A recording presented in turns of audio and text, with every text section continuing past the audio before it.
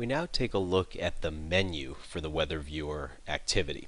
Now, if you recall from the test drive, when we showed you the app, and here it is running in an emulator at the moment, I never opened a menu anywhere within this app, but there is actually a menu item displayed on the screen, which is this Add New City menu item with the icon for Add next to it.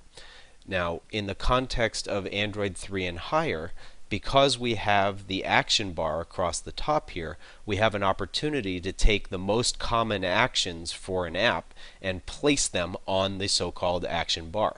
Now, in this app, we have only one action or menu item that we really need to deal with, which is the ability to add a new city.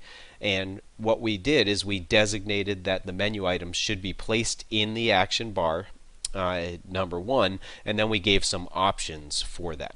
So if we go back over to the XML, you can see that we have a standard menu element, with an item element within it. These first few attributes are typical menu item attributes that we've seen in previous apps, but the new one is the fact that we want this menu item to be displayed as an action on the action bar. And then we have a couple of options here.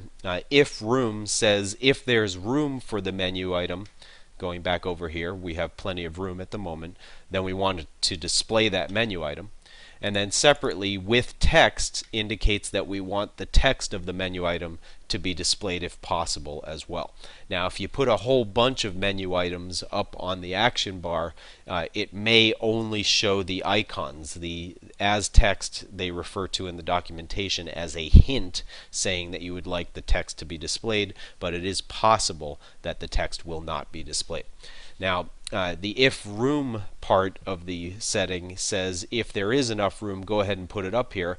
Otherwise, an icon will appear in the upper right corner of the action bar here called the overflow menu, and you'll then be able to touch that menu icon and a drop-down list of menu items will be displayed with anything that could not fit on the action bar.